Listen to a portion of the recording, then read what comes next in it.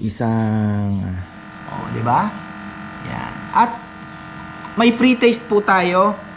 Magpapa-free taste po tayo. Hindi po siya humahalo sa tubig. Ayan, kita nyo? Yan po yung kita nyo?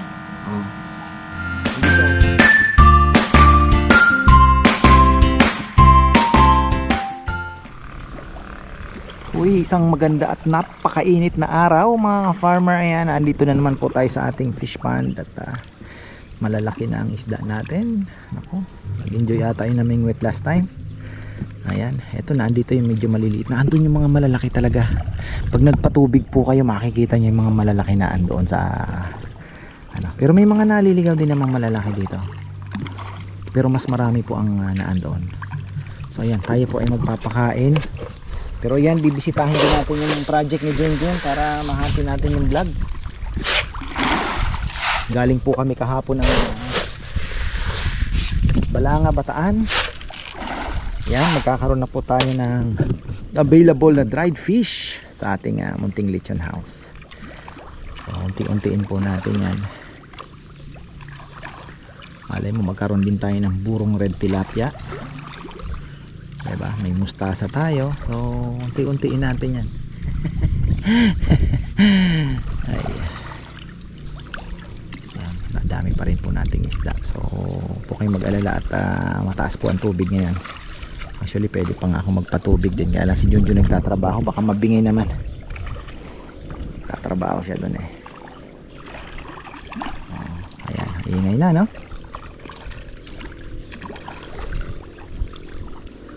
Ano ang ayungin natin? Maliliit pa rin. Grabe, may ayungin ako nakita sa reels. More than 3 fingers. Ganyan, no? Nasa palad niya. Paano napalaki yun? Matanda na ba yun? Ano bang ano? Medyo na eh. Parang may konting gold na. Medyo dark na po ang kulay niya. Hindi na silver. Medyo dark color na. Tapos may konting parang gold na sa may bandang tiyan. Ang tanong, gaano na po katanda yung ayungin na yun? Ano ba yun? Yun ba yung breed ng ayungin ng Pilipinas? O di ba? Silver perch eh. Parang marami din pong silver perch, di ba? So, hindi natin alam kung ano ang factor para lumaki sila o sadyang talagang sila ay matatanda na din kaya naglakihan na po ng gano'n. Diba? Yung tipong tilapia, diba? Ang tilapia po kasi kaya mong palakihin niya ng 2 kilos eh. Kaya lang, it takes time. Diba? Mga 2 years, gano'n. Si Papa nga, yung, kahit po yung itim na tilapia si Papa yung huling pinakamalaki niya pong nahuli dito is 3 kilos. Dahil hindi po hinarvest itong ating hinarvestan ng fish pan almost 8 years. Ganun po katagal. Kasi hinayaan ko na lang. Dahil sabi ko hindi naman ako kumikita. So ayun, libangan na lang. Lalaki ng tilapia, grabe.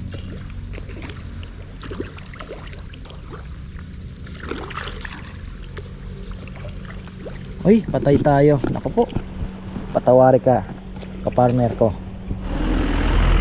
Ako. Ayan, pangalawang grupo na. Late, mga ka-farmer. Ayan. Tago na ako. Tatlong sasakyan na po ang pumapasok at sabik na sabik sa lechon. So, weekends lang talaga. Hindi po tayo pwedeng magdagdag. Matatalo at hindi kaya. Hindi po kaya. Pasensya na po. At talagang hanggang doon lang muna for the meantime.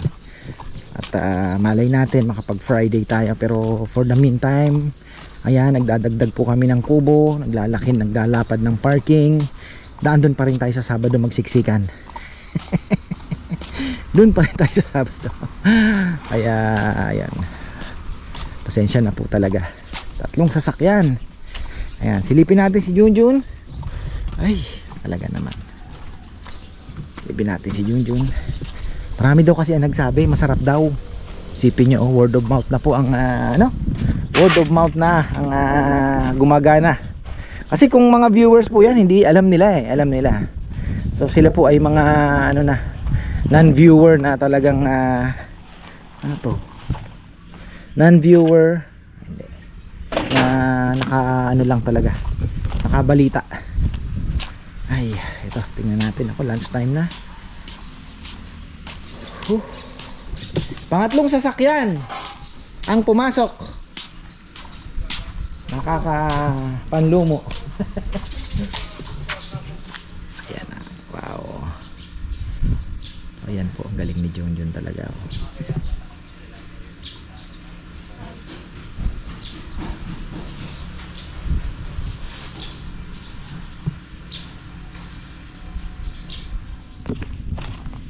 Ayan, hindi ko na matuloy yung update doon sa ating tulay kasi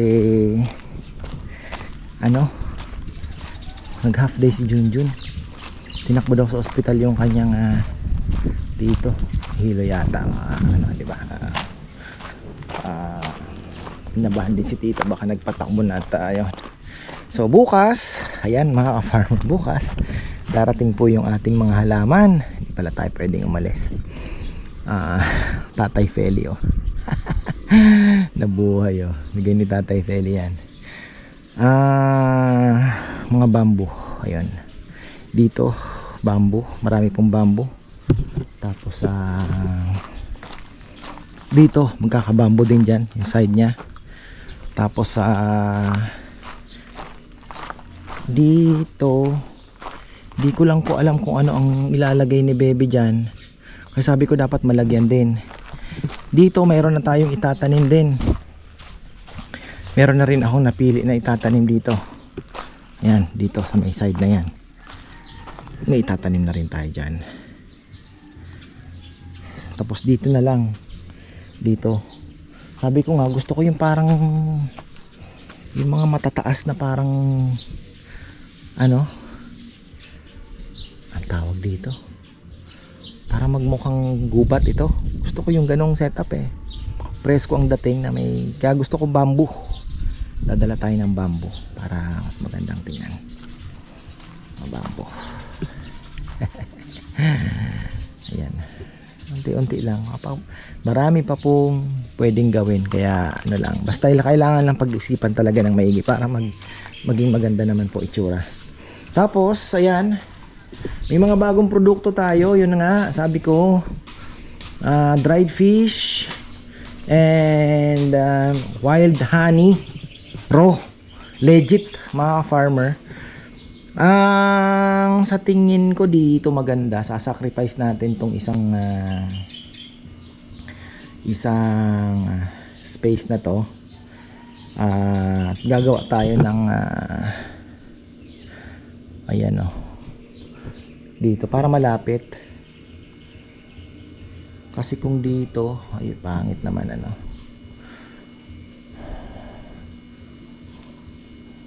hindi naman babagay kasi pwesto ni Saysay dito. So si Mama Beth kung naandito naman at siyan, makakapag-assist naman sila doon sa mga gusto ko magpagawa ng parang shelf lang na, di ba? Na andun, nakahilera. Gusto ko maraming tingnan. Maganda, marami. So, naka na po 'yon, naka-repack na. May half kilo. Half kilo ba yung toyo? Parang gano'n, 1/4. Basta gano'n. Mura lang kasi may 100, may 50 pesos nga. So, ayun po para at least nakabalot na. Kung dadalhin nyo sa ibang bansa hindi na po kayo mahihirapan maghagilap. Ziplock. Ayan dito siguro. Total marami naman na tayong mga kubo. So, sacrifice tayo ng isang lamesa siguro dito. Wala na rin naman. Hindi na mauusog yung talagang hanggang dyan lang yung lababo na yan. So dito sabihin natin kay Bebe kung ano ang maiisip niya. Si Bebe magaling dyan kasi ayoko dito ito kasi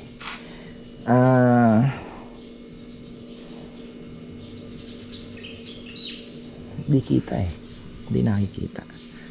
Sabi ko nga yung chicharon na andoon lang, sabi ko maglagay ka dito.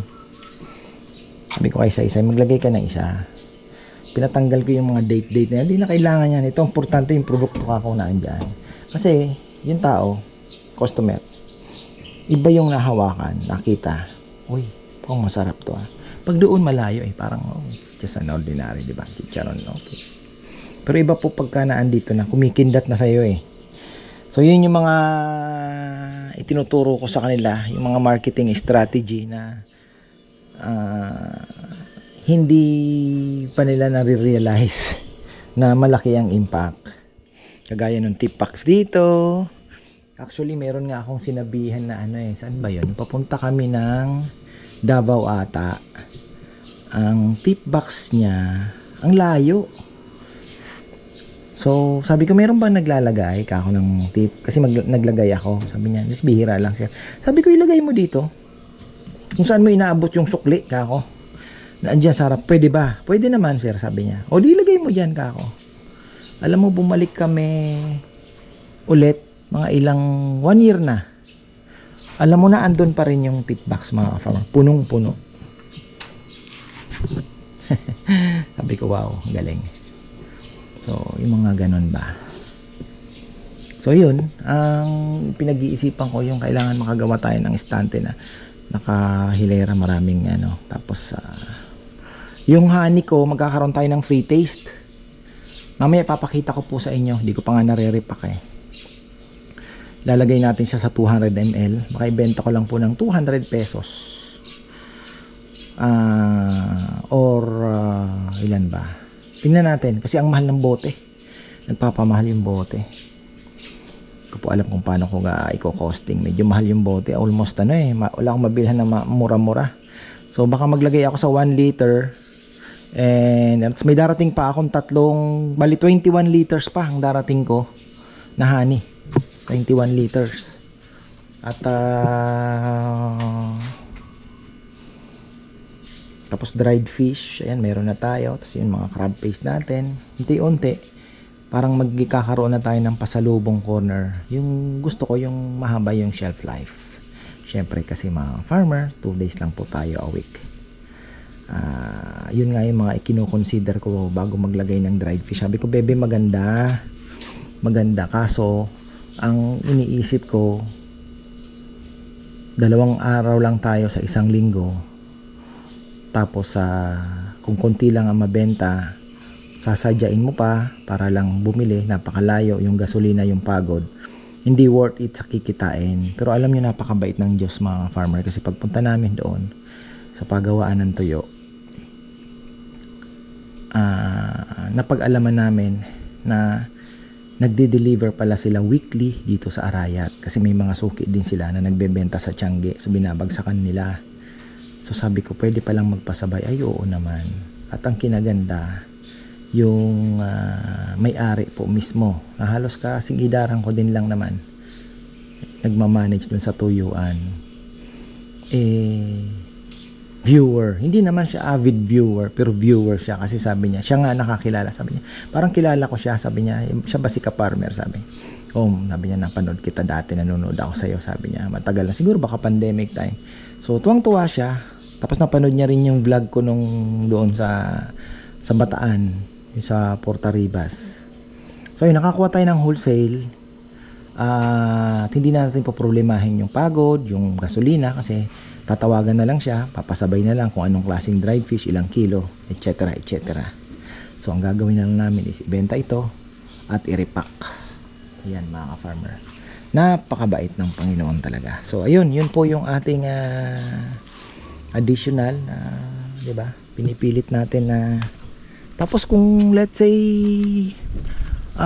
weekdays kailangan nyo ng dried fish, mas malapit, at yun lang naman ang bibili nyo, meron kami, pwede kayo dumirekta dito at bumili, kasi yung presyo po namin baka mas mababa pa po kaysa sa Balangs. Ayan, di ba? Kasi rekta na po kami, baka mas mababa pa po, or baka parehas lang, ganun lang, kasi naglalaro-laro din lang yung presyo na yan eh. So yun po ang ating bago nating racket idadagdag sa ating Region House, munting pasalubong corner. Ayan, timpla na sila ng kape. Ayan, coffee time. So mamaya papakita ko po sa inyo yung ating honey at mga dried fish. Oh, ayan, nandito na tayo. Ito na po yung aming mga dried fish. So, tingnan nyo naman, meron na po tayong tuyo. Kaya lang, wala tayong pusit. Kasi, titingnan lang po muna namin yung magiging resulta dito, yung outcome nito. Kung maganda yung, ano, maraming maghanap, pwede naman po tayong bumili ng pusit. Kasi ang pusit medyo, yung shelf life ata, medyo, ano, medyo critical ba. So, ayan. Meron tayong tuyo dito. Meron tayong dilis. Ang dilis po namin ay dalawang klase. Meron akong isa doon, meron po isa pa yung itim din namin kinuha kasi yung itim medyo may pait-pait po yun. At hindi naman pwede siya pang gulay, langka ganyan, pang gata sa Bicol. Hindi, ito kasi hindi naman dilis to. This is padas. Silag. Tinatawag. This is padas. Tapos meron tayong kabasi. Okay na ba? Tama, no? And syempre, tuyo. So, ayan. At least meron na pong... Ay, yes, sapsap we don't have. This one. Ayan. Tama na ba ito? Hindi, 100. 100 lang po ito. Medyo nakasilagan po tayo. Nakasilagan. Tapos itong honey. Papakita ko po sa inyo. Kasi ito talaga, sabi nga nila, 3 out of 4 daw po na honey na mabibili nyo sa market ay fake o kaya may halo. Ito po ay pure, raw, wild honey. Galing po ng Agusan, Mindanao. Agusan del Norte ba or Sur? Basta yun. At ayan, napakalapot oh. Ayan, tingnan nyo ha. So ito po ay 200 pesos. Mga farmer. Medyo may kamahalan talaga. Kaya lang, ano ba ito? Nakalak na ata ito ah. Binigay mo sa akin nakalak itong makasulat. Okay lang po yan. Okay lang talaga. So, kasi ito, freenezer ko na po ito. Malalaman nyo daw yung honey na kung tunay, hindi po siya titigas. Mag-ano lang siya, para siyang caramelized na parang candy na malambot na Inuyat. yung parang gano'n. Pero hindi, mas malambot pa sa inuyat. Di ko na lang napakita. So, ayan po, ganyan po siya kalapot. Tingnan nyo. Ayan. Oh, di ba? Yan. At may pre-taste po tayo.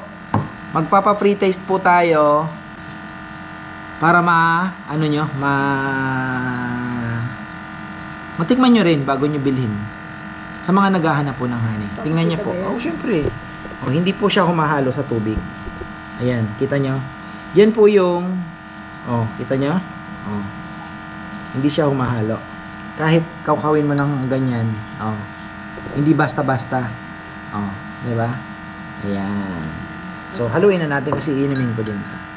Science. So, ito ipapa-free taste na po natin to. Ibang-iba po yung lasa. Kasi, may mga bumili po ako ng branded sa Shopee na kiniklaim nila na legit. Pero ito po kasi direkta po ito sa yung hunter mismo ang nakausap ko. Yun ang nagpadala sa akin. Talagang umaakyat po siya sa mga puno, which is hirap pala. So, ayun. Kaya sabi niya, bossing, hindi kita lulukoyin. 2018 pa ako hunt ng honey talaga. So, meron nga nitong light, di ko muna sinubukan. Muna tayo? Dark, kasi mas gusto ko po yung dark honey. So, ayan. Iba yung tamis niya, may asim ng konti na hindi siya yung parang asukal lang na iba po yung tamis ng honey talaga na original. Dilis Gurayan, 120 pesos. Ayan lang po. Ito po ay bagay na bagay kung kayo po ay medyo pauwi na ng ibang bansa o pabalik na. Sa mga balikbayan mostly po ito. Pero sa mga hindi naman nagbabalikbayan, mga naandito sa Pilipinas, ito po ay presyong palengke. Yan, sa mga mabibili niyo po sa palengke. Isipin niyo po ito, kalahating kilo, 220 lang. Ang bigat na. Ang dami na po niyan. Diba? So, pampasalubong. Ayan, may 130 tayo, 1/4. Dapat meron tayong pangmasa. Yung mga siraulo. Yung siraulo po na meron din tayo. Pero, ewan ko kung subukan din natin magbenta ng pangmasa na siraulo na tuyo. Yung siraulo po, sira yung ulo ha, hindi yung literal pong sira yung ulo, kaya medyo mura po 'yun. Ayan. Dilis na gurayan. Ito, sa Saturday, ang almusal po namin, dried fish. Sasampulan po namin at ipapakita po namin sa inyo kung gaano ka-crunchy. Ayan. So, dilis gura. May dilis puti tayo. 120 lang. Tingnan nyo naman. Dami na. Meron tayong kabasi. Oh, ito. Panggulay. O pang prito-prito din. Danggit. Ang kulang natin. Wala din tayong danggit. Ano? So, anuhin po natin yan, pag-aaralan. Pero ito po ay mga ano lang muna, sample lang muna. Subukan lang po muna natin. So, danggit pusit, yan mga kulang natin. Tapos, mayroon pa tayong espada. Kaya lang, ang espada niya po ay medyo malaki. So, napakamahal kasi nung maliit na espada talaga. The more lumiliit yung espada, the more nagmamahal. 2.5 ang kilo nung maliliit. Ganun po kamahal. Pero napakasarap naman sa sinangag. Grabe. Ayan o. So, 200 lang po itong espada. Pero, marami na din. Ayan. See you on Saturday and Sunday. At sa mga balikbayan dyan na hindi na makakapunta sa mga bilihan po ng dry fish, pwede na po kayong kumuha sa amin. At pwede nyo nang baunin. Ayan. Tinapa, yun ang medyo problema natin. Kasi gusto ko sana din magtinapa. Kaya lang ang tinapa po ay napakabilis masira. Kailangan i-freezer mo kagad. So, wala pa po tayong freezer na malaki. Kung may freezer sanang malaki, naka-freeze na. Kung may order, huhugutin na lang po doon. Pwede yun. Tapos, i-freezer nyo ulit pagdating ninyo. And then, bago kayo umalis, kumbaga, naka-freezer din. Pagdating nyo, freezer nyo ulit. Umabot daw ng 8 months sa ref. Mga nakausap ko na nagdala po ng tinapa sa ibang bansa. O yan, okay na tayo. At least bagong ano sa ating dagdag kita po para sa amin. At syempre para din sa mga tauhan, pampasweldo ba. Sabi ko nga makasagot lang ng isang tao, pang sweldo pwede na, di ba? May pambili ng makeup si Saysay. O, di ba? So ayan, marami pong salamat. Magandang buhay.